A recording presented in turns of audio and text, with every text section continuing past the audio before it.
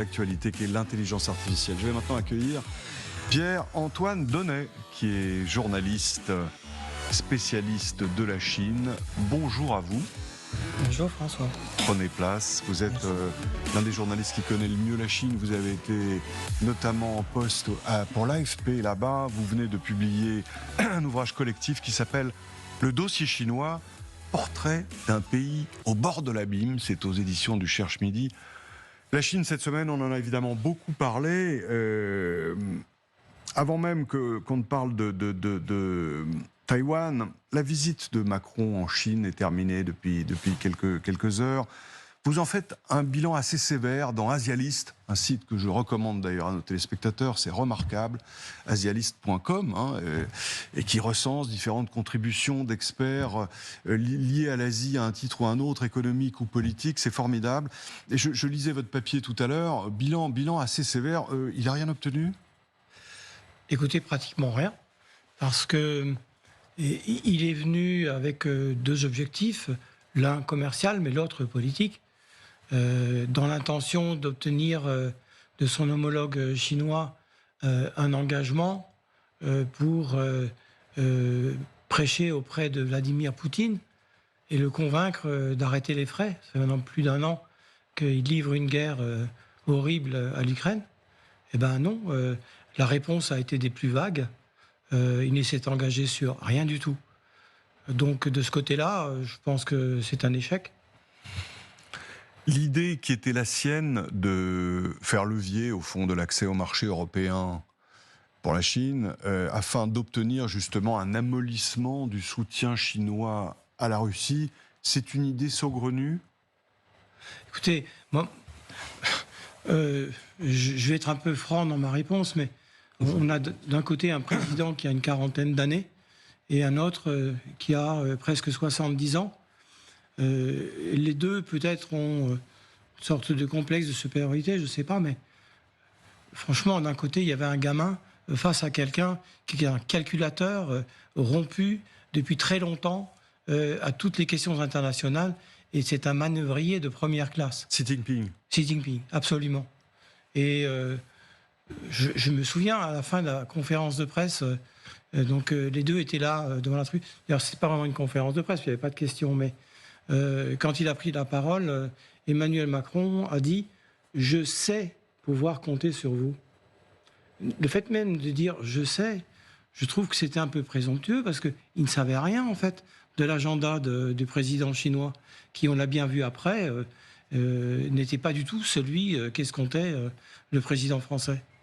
Ça veut dire que Xi Jinping ne l'a pas calculé, pour utiliser un terme un peu familier.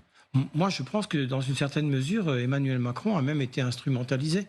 Pour quelle raison ? Alors, quel était justement, de la part de ce manœuvrier que vous décriviez en la personne du président chinois Xi, quel était son objectif avec cette visite ? Vous savez, ça fait déjà maintenant des décennies que le pouvoir chinois traite l'Union européenne de façon différenciée dans le but de conserver une certaine division entre les pays membres de l'Union européenne. Là, Emmanuel Macron a eu, je trouve, l'intelligence de venir accompagner de Von der Leyen, la présidente de la Commission européenne. Et donc, ils se sont un peu partagé les rôles. Elle a joué le rôle d'un méchant et lui d'un gentil. Mais c'était aussi pour montrer à son interlocuteur chinois que désormais, l'Union européenne voulait parler d'une seule voix. Et ça, c'est très important. De ce côté-là, je pense que le message a été reçu. Mais pour le reste, vous savez, même sur le plan commercial, il était accompagné d'une cinquantaine de patrons, de dirigeants d'entreprise. Les résultats sont quand même assez maigres. Moi, je vois le seul résultat tangible, c'est l'engagement côté chinois de la mise en place d'une deuxième chaîne de montage d'Airbus à Tianjin. Oui. Bon, ça, c'est du concret. Mais il y a eu la reconduction d'un traité commercial entre, d'un côté, EDF et d'un autre côté, son partenaire chinois pour le nucléaire civil.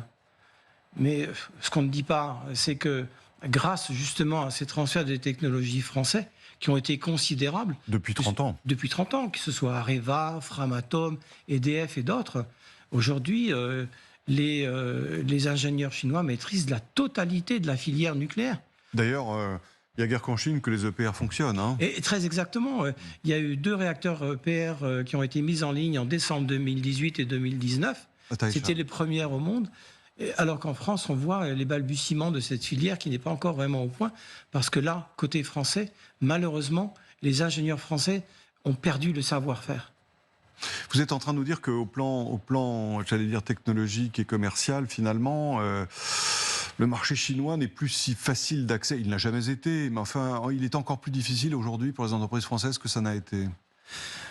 Alors, le fait est aujourd'hui que, quand même, l'économie chinoise traverse une passe très difficile. Oui. Et donc, pour tout dire, la Chine a grand besoin de l'Union européenne. C'est le plus grand bloc économique du monde. C'est 420 millions d'habitants. En PIB, c'est largement devant les États-Unis. Alors, du fait des difficultés aujourd'hui de la Chine avec les États-Unis, il est naturel que la Chine se tourne vers l'Union européenne. Oui. Donc, elle essaie de donner certains gages. Mais le vent tourne, vous savez, parce que, outre ces difficultés économiques, il y a une gestion politique sécuritaire qui est plus forte que jamais. Ça se sent depuis l'arrivée de Xi Jinping au pouvoir en 2012. Il y a eu une gestion du Covid-19 qui a été une catastrophe absolue et qui, pour les hommes d'affaires étrangers, a été un signal d'alarme. Parce qu'on a bien vu toutes ces chaînes d'approvisionnement qui ont été paralysées, les usines qui ont été obligées de fermer, un chômage des jeunes qui explose. Donc, chez beaucoup d'hommes d'affaires, il y a une réévaluation du risque chinois. Et beaucoup d'entre eux ont décidé de plier bagages et d'investir ailleurs, que ce soit en Inde ou au Vietnam. Bien sûr. Oui, 30% d'expatriés européens en moins par rapport à 2014, c'est considérable. C'est considérable. C'est un exode, en fait. Hein. C'est un exode. Et donc, si vous voulez, pour résumer la chose, pendant très longtemps, il y a eu cette espèce de mirage d'une Chine qui était un Eldorado. Oui. Pour les hommes d'affaires, ils remplissaient les avions pour aller sur place, soit vendre leurs produits, soit investir. Aujourd'hui, je pense que vraiment, c'est plus du tout pareil. Je me souviens, en fait, le narratif du Parti communiste chinois et de Mao Zedong en particulier, c'était de qualifier les États-Unis de tigres de papier. Mais aujourd'hui, on se demande si c'est pas la Chine qui est devenue un tigre de papier. Qui bénéficie toujours de cette image, au fond, du marché du siècle. Hein. Mais effectivement, quand on regarde dans le détail, c'est beaucoup plus difficile. Je reviens un instant quand même à la dimension politique de ce voyage, politique international. Donc l'objectif était de dissocier, autant que faire se peut, Pékin de Moscou. Aujourd'hui, selon vous, quelle est l'attitude de Pékin vis-à-vis de Moscou ? On voit d'ici, d'Europe, des signaux, je ne dis pas contradictoires, mais en tout cas qui ne semblent pas témoigner d'un éloignement. En même temps, bon, de temps en temps, la Chine dit pas d'utilisation d'armes nucléaires. Au fond, elle semble poser des lignes rouges. Quelle est votre analyse ? Vous savez, tout à l'heure, je disais que Xi Jinping était un grand calculateur, mais c'est aussi un pragmatique. Et c'est certainement pas un aventuriste. Et c'est ça ce qui le différencie avec Vladimir Poutine. La grande question aujourd'hui se pose de savoir si, quand Vladimir Poutine a été à Pékin, le 4 février l'année dernière, pour inaugurer les Jeux d'hiver de Pékin, ils se sont rencontrés avec son homologue chinois, et l'un et l'autre se traitent comme les meilleurs amis du monde, pendant plusieurs heures. Et au sortir de ces entretiens, a été publiée une déclaration commune comme quoi, désormais, la coopération sino-russe était sans limite. Et ça, c'était assez choquant parce que sans limite, ça supposait même peut-être le domaine militaire. Alors, quand Xi Jinping a été à Moscou, il y a une quinzaine de jours, un peu moins, il s'est bien gardé de répéter ça. Côté russe, oui, ça a été répété, mais Xi Jinping, non. Et c'était significatif parce que est-ce que la Chine avait été prévenue par Vladimir Poutine à cette époque-là, donc 3 semaines avant le début de la guerre, qu'il avait cette intention-là, oui ou non? On ne saura peut-être jamais, en fait, mais quand même beaucoup laissent à supposer que non. Qu'en fait, la Chine a été prise par surprise, et ça a été une très désagréable surprise. Alors maintenant, pourquoi ce tropisme pro-russe de Xi Jinping? Pour plusieurs raisons. La première, c'est qu'en fait, face à la Chine, aujourd'hui, il y a une coalition de facto qui se consolide avec les semaines et les mois qui passent, entre les États-Unis, bien sûr, mais aussi le Japon, beaucoup de voisins de la Chine dans cette zone, l'Australie, la Corée du Sud, l'Inde, bien sûr, depuis longtemps déjà. Et donc, il y a un certain isolement de la Chine aujourd'hui qui va croissant. Et quand on regarde la géopolitique, ben finalement, quel est le dernier grand allié de la Chine? C'est la Russie, qui en plus est en position de faiblesse, qui est devenue presque une vassale de la Chine avec tout ce qui se passe. Bien sûr. Donc, dans l'esprit de Xi Jinping, voir un échec total de Poutine en Ukraine, ce serait une grave déconvenue pour lui aussi. Ouais.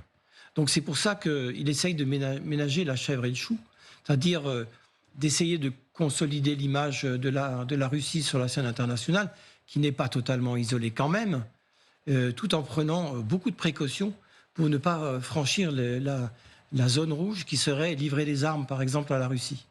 Parce que là, ce serait le signal tout de suite de représailles très fortes, bien sûr des États-Unis, mais aussi probablement de l'Union européenne. On a vu ce fameux plan de paix chinois qui semble un peu indigent, hein, au fond. Il faudrait que tout le monde s'entende et se serre la main. Oui, bon, mais par où on commence? Emmanuel Macron, dans une interview à paraître dans Les Échos demain, dit « ça n'est pas le temps des négociations ». De ce point de vue, la Chine, elle se prépare à jouer les intermédiaires, elle tient à ce rôle de faiseur de paix, ou bien c'est juste de la poudre aux yeux, justement, pour se ménager un espace stratégique dans le contexte que vous décriviez à l'instant?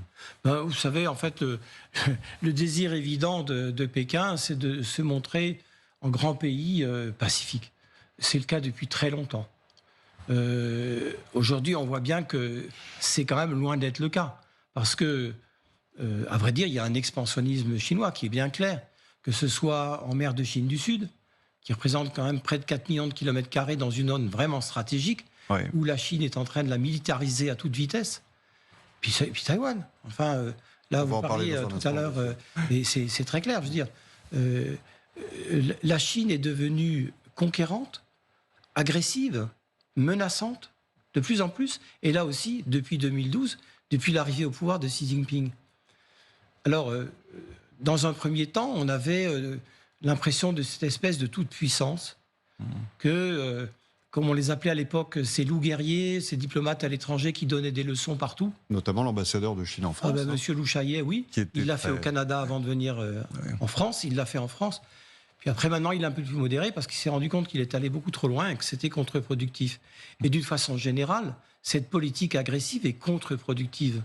Parce que même pour les voisins ailleurs, en Asie du Sud-Est, ça soulève quand même de graves questions. Et là aussi, il y a aujourd'hui, je dirais pas une hostilité, mais en tout cas, une crainte de ce grand voisin chinois qui est en train de croître, avec en même temps aussi le fait que sur le plan économique, pour la première fois depuis 40 ans, le taux de croissance du PIB de ses voisins, tous les voisins d'Asie du Sud-Est, est supérieur à celui de la Chine. Oui. Donc il y a une bascule, si vous voulez, de cette image de la Chine qui est en train de se rétrécir et qui donc, en fait, ce sont des ambitions contrariées de la part de Xi Jinping qui est obligé d'en tenir compte et donc de trouver un modus vivendi. On fait des sourires à l'Union européenne, on en fait à d'autres pays. Je pense qu'un jour viendra là aussi le moment de reprendre le dialogue avec les États-Unis. Ça prendra du temps. Oui. Voilà. Justement, alors dans cette interview à paraître demain dans Les Échos, Emmanuel Macron parle de l'autonomie stratégique de l'Union européenne. En clair, ça veut dire pas d'alignement sur les États-Unis, justement dans cette controverse, dans cette animosité croissante que vous décriviez entre les deux rives du Pacifique. Selon vous, il y a une place pour l'Europe, justement, dans ce jeu intermédiaire ou pas? Cette place, elle est très grande, à vrai dire. Parce que dans cette crispation dangereuse entre les États-Unis et la Chine, l'Union européenne a certainement un rôle à jouer. Alors, les voix sont encore un peu discordantes, mais quand même, la guerre en Ukraine a tout changé. L'Union européenne, on le voit bien, a fait beaucoup plus de chemin en un peu plus d'un an qu'elle en a fait des années auparavant. C'est sûr. L'OTAN, c'est pareil. Donc, à vrai dire, je suis presque à remercier Vladimir Poutine parce que il a généré cette remise en question à l'égard des régimes totalitaires, sinon même fascisant pour la Chine aujourd'hui. Et l'Union européenne s'organise et c'est très bien. Le fait que Mme von der Leyen vienne à Pékin, elle a eu un discours extrêmement ferme à l'égard de la Chine. Et elle a dit avant de partir, nous savons très bien aujourd'hui que les desseins de la Chine, c'est de changer l'ordre mondial en sa faveur, et elle en serait le centre. Donc elle a mis les choses au point, évidemment. À Pékin, ça n'a pas beaucoup plu. Bien sûr. Vous disiez la guerre d'Ukraine a tout changé, c'est vrai, mais elle a aussi éloigné la Chine du camp occidental et de ce point de vue rapproché l'Europe des États-Unis. Et dans cette perspective d'autonomie stratégique, c'est quand même pas facile de dire, bah écoutez, moi je compte les points et je ne suis pas d'un côté, alors que de facto, face à l'Ukraine, donc face à la Chine indirectement, États-Unis et Europe sont alliés. Ben, écoutez, d'abord je souligne qu'avant de prendre son avion pour aller à Pékin, Emmanuel Macron a téléphoné à Joe Biden. Oui. Il ne l'a pas fait par hasard, c'était bien pour montrer aussi à son interlocuteur chinois que quand même l'allié de l'Union européenne avant tout, c'est les États-Unis. Alors bien sûr qu'il y a un rôle à jouer parce que l'histoire du monde ne s'arrête jamais, elle évolue, là elle s'accélère. Donc dans ce monde plus troublé que jamais, avec tous ces problèmes internes, malgré tout, l'Union européenne apparaît quand même comme une zone de paix et qui peut contribuer finalement à ces liens qui doivent être retissés de part et d'autre quand c'est possible, y compris entre les États-Unis et la Chine. En revanche, je trouve que le message de Xi Jinping pendant ce voyage d'Emmanuel Macron était plutôt décourageant parce que non seulement il ne s'est pas engagé, mais finalement, il y a eu un aparté au dernier jour de la visite de Macron à Canton, dont il ressort que la question de Taïwan a été abordée, alors que le président de la République française ne voulait pas le faire. Il l'a fait. Et puis ensuite, la mise au point a été très nette.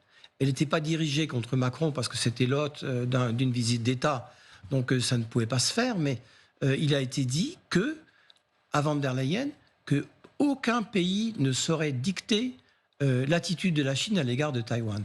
Donc on voit toujours une Chine impériale qui n'a pas encore vraiment changé.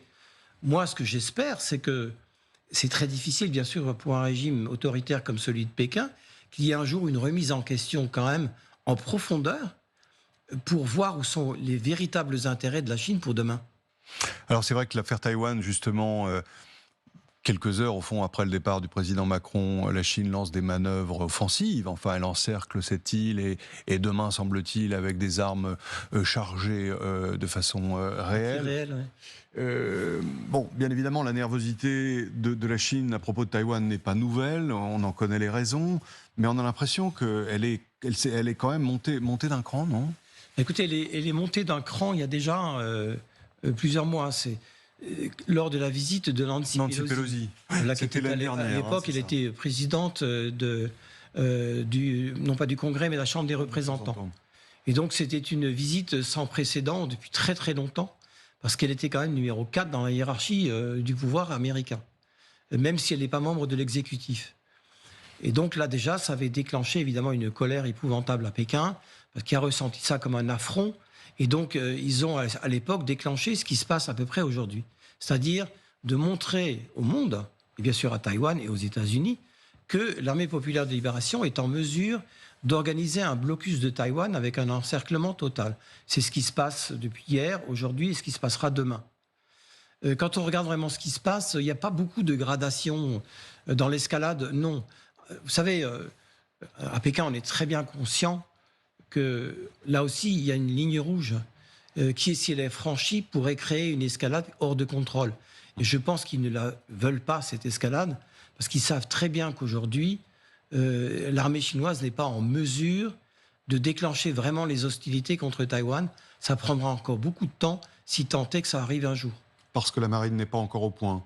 Mais il n'y a pas que la marine, en fait, c'est l'armée de l'air, c'est pareil. Vous savez, il y a à peu près 450 navires chinois dans cette zone, y compris en mer du Chine du Sud. Le chiffre est considérable, mais ce n'est pas le nombre, c'est la technologie qui importe beaucoup. Bien sûr. Et d'autre part, en face, l'armée taïwanaise est là aussi. Depuis maintenant 73 ans, elle est là à observer ce qui se passe en face. Et elle a tenu compte de tout ça. Elle tient compte aujourd'hui de ce qui se passe en Ukraine pour elle aussi se moderniser et imaginer les différents scénarios qui pourraient se produire. J'étais à Taïwan il y a quelques mois, là, je vais y retourner en novembre, et de mes contacts, je vois bien, si vous voulez, que il y a un potentiel à Taïwan de nature à livrer une guerre asymétrique qui serait extrêmement coûteuse pour l'armée chinoise, que ce soit en termes humains et en termes matériels. Je complète juste pour dire que le dessein serait, côté Taïwan, de résister le temps suffisant pour qu'arrivent les Américains et aussi les Japonais. Donc vous pensez qu'ils arriveraient ? Les Américains, vous savez, Joe Biden... Il y a un traité qui les lie en principe, mais vous savez, bon, il n'est pas question de voir des GI débarquer et mourir à Taïwan pour ça, non. Mais Joe Biden, il a peut-être 80 ans, mais il a dit 4 fois que si des hostilités étaient déclarées à Taïwan de la part d'armées chinoises, les États-Unis défendraient Taïwan. C'est exactement ces mots. Alors, il n'a pas dit comment, pour des raisons évidentes. On ne va pas dire à l'adversaire ce qu'on va faire exactement. Mais il serait là. Sous quelle forme ? On verrait. Mais ça aussi, c'est intégré à Pékin. Donc, alors, bon... À vous entendre, la Chine ne prendra pas le risque d'une confrontation militaire là dans les années qui viennent. Elle n'est pas prête. Elle n'est pas prête. Ça, c'est très clair. Alors, il y a différentes formes de guerre. Hein. Il y a la guerre asymétrique, il y a la guerre technologique, électronique. Pour ça, les Chinois sont très forts. Mais en face aussi, et les Américains aussi, et surtout les Japonais. Le Japon a beaucoup changé depuis la fin de la guerre, depuis la reddition du Japon. En 1948, ils ont été contraints par les Américains d'adopter une constitution pacifiste, oui, qui leur interdit d'intervenir en dehors du sol japonais. Les choses changent. Il y a maintenant 1 mois et demi, le Premier ministre japonais, Fumio Kishida, a annoncé un virage sur l'aile à 180 degrés en disant que le budget militaire japonais passerait à 2% du PIB en 5 ans, donc 2 fois plus. C'est absolument inédit au Japon. Et ce qui est très significatif, c'est que cette population japonaise qui était traumatisée par la guerre qu'elle a livrée en Chine, en Corée et ailleurs, eh bien aujourd'hui, les sondages le montrent, elle est en majorité en faveur, effectivement, de faire en sorte que leur pays puisse se défendre face à ce géant chinois. J'en viens à votre livre. Un pays au bord de l'abîme, quel est l'abîme qui menace la Chine ? Vous savez, moi, l'abîme, pourquoi on a choisi ce titre ? Parce que les défis auxquels est confrontée la Chine aujourd'hui sont multiples et tels que ce qui est à craindre, c'est surtout une dérive politique intérieure. Tout à l'heure, j'utilisais le mot de fascisant. Et malheureusement, je crois que c'est vraiment le terme qui convient, parce que cette toute-puissance de Xi Jinping, il est maintenant, mais il l'est depuis un certain temps, secrétaire général du Parti communiste chinois, président, là, il a été reconduit probablement à vie, ce qui est absolument sans précédent en Chine depuis la mort de Mao Zedong. Il est aussi chef de la commission militaire centrale. Donc il est apparemment tout-puissant. L'est-il vraiment ? J'en suis pas sûr, parce que plusieurs indices montrent que peut-être pas. Le premier, c'est qu'il n'a jamais voulu choisir un dauphin. Pourquoi n'a-t-il pas choisi un dauphin ? Parce que pour lui, ce serait peut-être un contre-pouvoir naissant qu'il ne supporterait pas. D'autre part, le 20e congrès, il a prononcé 60 fois le mot sécurité nationale et 3 fois le mot économie. Ça montrait bien aussi une dérive politique vers un renforcement de cette emprise du Parti communiste sur la population, qui lui aussi est mal tolérée. La population, c'est autre chose. Elle est sous le joug d'une désinformation quotidienne, qui elle aussi d'ailleurs a ses limites. Mais au sein du parti, après la mort de Mao Zedong, il y avait quand même une règle non écrite qui était la collégialité au sein même du parti, en tout cas de son élite.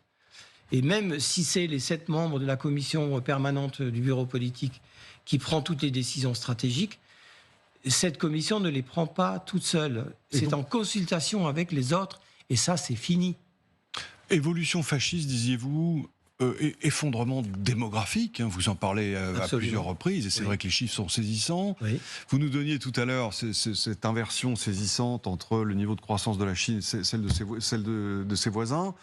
ça mène la Chine où? C'est une dérive qui l'amène à quel endroit? Avec une explosion nationaliste ou au contraire un Alors la fibre nationaliste, ça c'est le remède à tous les problèmes. Ouais. C'est pas nouveau. Hein. En Chine, c'est une fibre agitée régulièrement quand il y a des problèmes. Mais on le voit bien aujourd'hui, le nationalisme monte. La télévision officielle chinoise, elle a montré beaucoup d'images de ces manœuvres militaires autour de Taïwan. Alors que d'ailleurs, je veux dire qu'à contrario, la télévision à Taïwan, ce qui se passe, c'est pas le premier sujet du tout. C'est le troisième dans les actualités. Ah oui. C'est pour vous montrer la sérénité à Taïwan face à tout ça. Mais votre invité d'avant, là, a parlé d'intelligence artificielle en Chine, par exemple. Mais c'est absolument terrifiant. Aujourd'hui, il y a 800 millions de caméras avec des logiciels de reconnaissance faciale, avec des logiciels extrêmement performants qui, en analysant votre rétine, votre iris, connaissent votre nom, votre prénom, votre date de naissance, votre adresse, votre numéro de téléphone, votre employeur. On sait tout de vous, partout. Et pour continuer dans cette démonstration, aujourd'hui, la véritable religion, c'est la pensée Xi Jinping, la pensée unique. Elle est enseignée même à l'école maternelle. Mais où on va, enfin George Orwell avait écrit 1984, il était bien sûr visionnaire. Mais il est en deçà de la réalité en Chine d'aujourd'hui. C'est un univers, écoutez, je vais vous le dire franchement, concentrationnaire. La population chinoise peut tolérer ça après 30 ou 40 ans de libéralisation progressive? Ben vous savez, là aussi, on voit bien que ça ne marche pas tout à fait comme le voudrait le parti, et surtout Xi Jinping, parce que l'un des résultats de cette gestion catastrophique du Covid-19, ça a été, à l'automne dernier, des manifestations qui ont réuni des dizaines de milliers de Chinois dans les rues d'une plus d'une vingtaine de villes de Chine, essentiellement d'ailleurs des jeunes. Oui. Et ces jeunes qui savaient très bien les risques qu'ils prenaient, devant les caméras, à visage découvert, hurlaient « à bas le Parti communiste chinois ». C'était incroyable. À bas Xi Jinping. Et une partie de ces jeunes, alors là par contre, franchement, j'étais franchement très étonné, reprenaient des slogans qui avaient été prononcés par les manifestants sur la place Tiananmen en juin 1989. Ils étaient trop jeunes pour connaître tout ça. Tout cet épisode est passé sous le tapis, la propagande n'en parle jamais. Eh bien, c'était absolument incroyable que ces jeunes disaient ça. Merci à vous, Pierre-Antoine Donnet. On rappelle le titre de votre livre. La Chine, le dossier chinois, un pays au bord de l'abîme, c'est aux éditions Cherche Midi, vous l'avez apporté. Non, c'est un autre. C'est un autre qui Confucius vient de paraître aujourd'hui. Aux éditions de l'Aube. Très bien. Voilà. Donc une exégèse de Confucius par un grand spécialiste de la Chine. C'était passionnant de vous écouter, de décrypter avec vous cette actualité tourbillonnaire où la Chine est très présente. Merci à vous de nous avoir suivis. Dans un instant, comme tous les dimanches, c'est Adrien Gindre qui prend les commandes dans toute